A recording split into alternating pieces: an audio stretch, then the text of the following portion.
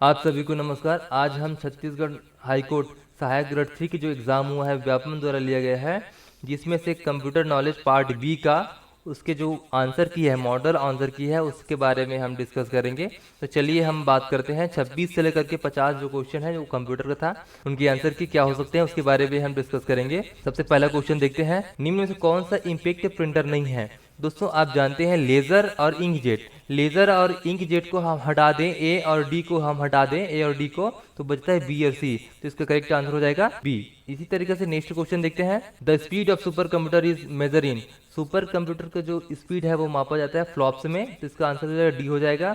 इसी तरीके से देखते हैं थर्ड क्वेश्चन। थर्ड क्वेश्चन है, पाइथन इज एन, पाइथन एक क्या है, एक पाइथन एक प्रोग्रामिंग लैंग्वेज है। नेक्स्ट क्वेश्चन देखते हैं, सीपीयू का कौन सा घटक कंप्यूटर सिस्टम के अन्य घटकों की गतिविधियों को नियंत्रित करता है। तो कौन सा करता है, ये कंट्रोल यूनिट करता है। नेक्स्ट क्वेश्चन देखते हैं, एएलयू का पूरा नाम क्या है। एएलयू का पूरा नाम है अर्थमेटिक लॉजिक यूनिट। यह क्वेश्चन का जो आंसर दोस्तों ये सटीक है। 25 क्वेश्चन में लगभग लगभग आपको 22 से क्वेश्चन आपको सही मिलेगा दोस्तों, एक दो क्वेश्चन को छोड़ करके। चलिए देखते हैं नेक्स्ट क्वेश्चन। अगला क्वेश्चन है, डैश में लिखा गया प्रोग्राम बिट्स एक संग्रह है और डैश में लिखा गया प्रोग्राम मशीन कोड के प्रतीकात्मक प्रतिनिधित्व का उपयोग करता है, असेंबली भाषा और मशीनी भाषा। नेक्स्ट क्वेश्चन है, अगला क्वेश्चन दोस्तों, इसको मैच करना है। तो फायरफॉक्स किसका है, ये फायरफॉक्स जो है ये मोजिला का है। इसके साथ हम देखेंगे तो ये एक का दो, और इंटरनेट एक्सप्लोरर क्या है, इंटरनेट एक्सप्लोरर एक माइक्रोसॉफ्ट है, और सफारी एप्पल का है, और इसी तरह क्रोम जो है वो गूगल का है। तो इसका हम आंसर देखेंगे, इसका आंसर निकल के सामने आता है ए का दो। तो इस तरह से ए का दो, बी का चार, सी का एक और डी का तीन। तो नेक्स्ट देखते हैं, यह जो क्वेश्चन है माइक्रोसॉफ्ट विंडोज ऑपरेटिंग सिस्टम का, ये क्रोनोलॉजिकल क्वेश्चंस है। इसमें से हम एक दो ऑप्शन को टिक करते हैं, फिर हमारा आंसर निकल के आ जाएगा। कूट वाले क्वेश्चन का बेनिफिट यह है दोस्तों, एक दो ऑप्शन को हमको पता है तो ऑटोमेटिक हमारे पास आंसर निकल के आ जाता है। जैसे मुझे पता है कि विंडोज एनटी, जो विंडोज एनटी है वो सबसे पहले आया था 1995 में, आया था 1995 आसपास आया था। तो हम डी रखते हैं, तो हमारे पास दो ऑप्शन इस तरह से हमारा एलिमिनेट हो गया, ए और डी। तो हमारे पास बचता है डी, बी और सी।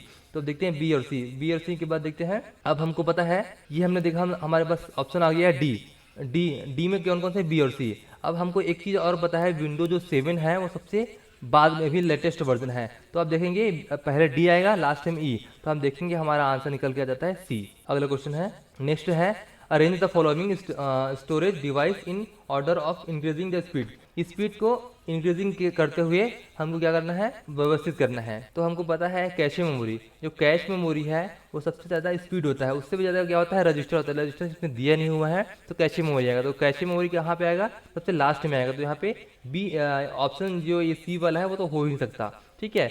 उसके पहले क्या आता है, अब देखेंगे तो सबसे जो ऑप्शन के अकॉर्डिंग सबसे स्लो जो है ऑप्टिकल डिस्क है। ऑप्टिकल डिस्क के बाद क्या आता है, हार्ड डिस्क हो जाता है। हार्ड डिस्क के बाद सॉलिड डिस्क, एसएसडी होता है। एसएसडी के बाद रैम, रैम के बाद क्या होता है, कैशे मेमोरी। तो इसका सही आंसर क्या हो जाएगा, इसका सही आंसर हो जाएगा डी। आपको दोस्तों ये क्वेश्चन लंबा दिख रहा होगा, बहुत बड़ा दिख रहा होगा, लेकिन ये बहुत छोटा, बहुत आसान है। आप इसको देखिए, ए और आर को आपको पढ़ना है, पढ़ने के बाद आपको क्या कथन सही है उसमें आपको टिक करना है। तो रैम जो है, रैम का उपयोग कंप्यूटर के संचालन के दौरान डेटा और निर्देशों को संग्रहित करने के लिए किया जाता है, पहला। दूसरा है, रैम नॉन वोलेटाइल मेमोरी है। आपको ये पता नहीं है तो कम से कम सिर्फ आप ये जानते हैं कि ये रैम वोलेटाइल है कि नॉन वोलेटाइल है, फिर हमारा आंसर निकल के आ जाएगा। हमको पता है कि जो रैम होती है वो वोलेटाइल मेमोरी है, और वोलेटाइल मेमोरी है मतलब ये जो है कारण दिया हुआ है वो क्या है, ये रॉन्ग है। तो हम आर को देखेंगे, रॉन्ग करेंगे तो हमारा आंसर निकल के आ जाएगा। बहुत ईजी है दोस्तों, देखिए इधर देखिए, देखो ये बोल रहा है कि ये दोनों सत्य है, तो बिल्कुल हो नहीं सकता। विक्रम ये भी दोनों सत्य बोल रहा है, तो ये भी नहीं हो सकता। अब देखिए अभिकथन ए सत्य है लेकिन कारण आर असत्य है, तो इसमें हम देख सकते हैं दूसरे डी ऑप्शन है, अभिकथन ए असत्य है लेकिन कारण सत्य है। तो देखो जहाँ पे आर को क्या दिया है, ट्रू दिया गया है, उसको काट दीजिए, आपका आंसर ऑटोमेटिक निकल के आ जाएगा। तो हमारा आंसर हो जाएगा सी।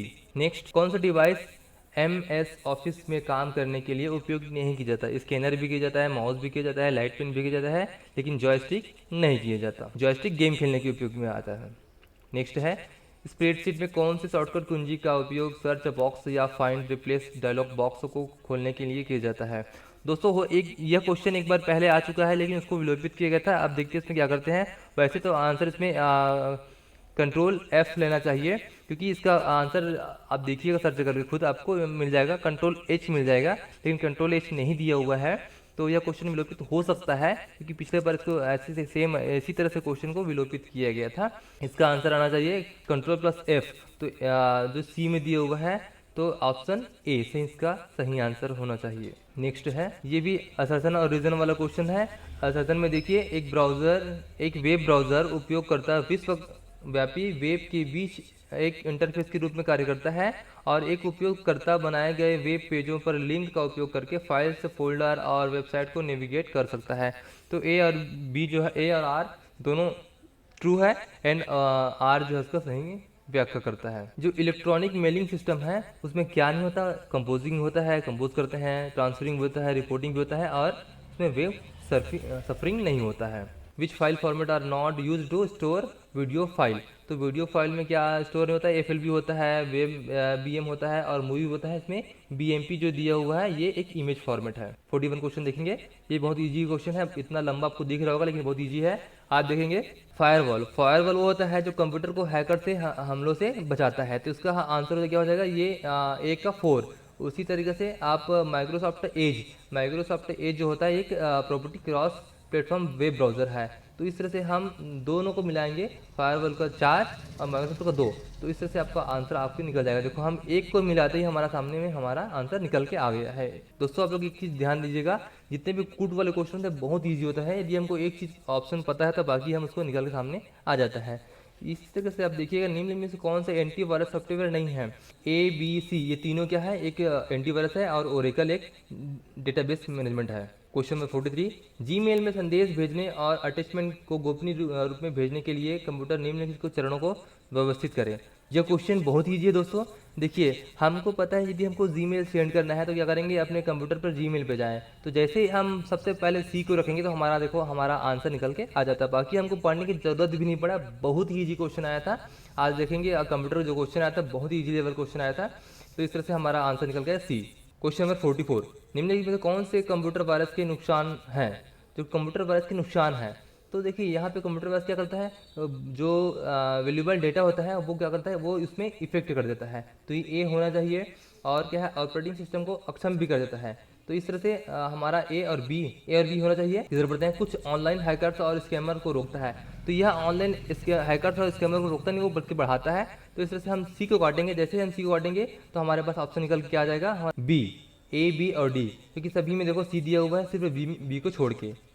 तो देखेंगे कि बहुत ही इजी लेवल क्वेश्चन आया था, यदि हम एक को एलिमिनेट करते हैं तो बाकी हमारे पास आंसर आ जाता है। तो 45 में दोस्तों इस क्वेश्चन में मैं श्योर नहीं हूँ, लेकिन फिर भी देखिए ये जो है reel to reel magnetic tape, ये जो है सबसे लास्ट में आएगा, और ये बी जो है फर्स्ट में, इसके अकॉर्डिंग हमने इसका आंसर लगाया है, इसका आंसर मान रहे हैं बी।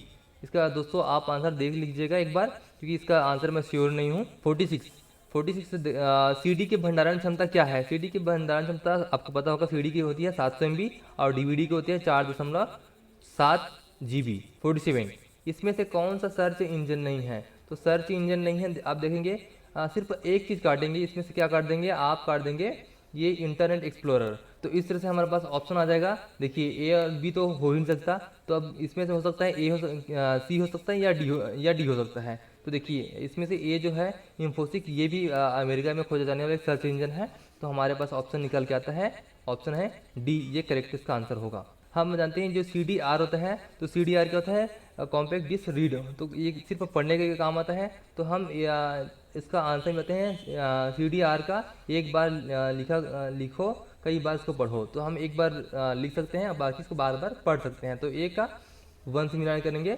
DVD रोम, तो DVD रोम में क्या है, फाइलों को स्थानांतरित रूप में संग्रहित करने के लिए केवल पढ़ने योग्य DVD मेमोरी का उपयोग किया जाता है, जिसके बदला नहीं जा सकता, ये DVD रोम है। उसी तरीके से CDR को क्या करते हैं, लिखने और पढ़ने का सी का 3, लिखने और पढ़ने कम्प्लीट डिस्क चाहिए, क्योंकि रीड और राइट दोनों है। और DVD-RW, ये भी DVD-RW में क्या है कि पुनः लिखने योग्य और मिटाया या बदला जा सकता है, तो इस तरह से डी का 2। तो चलिए हम इसको देखते हैं मिला करके, तो हमारा करेक्ट आंसर हो जाएगा बी, ए का 1, बी का 4, सी का 3 और डी का 2। Question number 49, artificial intelligence. Artificial intelligence क्या है, अपनी जो इंटेलिजेंस से कंप्यूटर पर प्रोग्रामिंग करना, ये क्या होता है, ये आर्टिफिशियल इंटेलिजेंस है। यह अंतिम क्वेश्चन है। व्यापम द्वारा एग्जाम लिया गया था हाई कोर्ट के सहायक ग्रेड 3 का, जिसमें से 50 क्वेश्चन आया था। 50 क्वेश्चन, 25 क्वेश्चन जो कंप्यूटर था और 25 क्वेश्चन इंग्लिश का था। यदि यह वीडियो अच्छा लगा होगा और पूरा रहा होगा तो प्लीज़ लाइक एंड सब्सक्राइब कीजिएगा। यदि आपको इंग्लिश का भी ऐसा मॉडल आंसर चाहिए तो कमेंट करके बताइए, हम उसका भी एक वीडियो लेकर जल्दी आएंगे। और आप कमेंट करके बताइएगा कि आपके 25 में कितने क्वेश्चन बन रहे हैं, ताकि हम एक सटीक कट ऑफ के बारे में भी बात चर्चा करेंगे। तो लास्ट क्वेश्चन है, स्टोरेज यूनिट को बढ़ते क्रम के ऑर्डर में व्यवस्थित कीजिए। तो बहुत ईजी क्वेश्चन है। हम जैसे ही देखते हैं जो बाइट होता है सबसे छोटा होता है, इससे भी छोटा बीट होता है, लेकिन बीट तो दिया नहीं है। तो बाइट को हम जैसे ही सामने लाते हैं तो हमारा देखिए ये हमारा ऑप्शन आ जाता है, आंसर निकल सामने आ जाता है सी।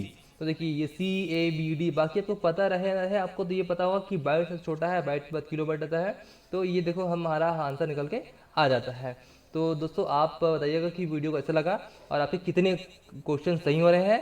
यदि किसी क्वेश्चन में गलत हो गया होगा तो आप प्लीज़ देख लीजिएगा, एक बार चेक कर लीजिएगा और कमेंट करके ज़रूर बताइएगा कि वीडियो कैसा लगा। धन्यवाद।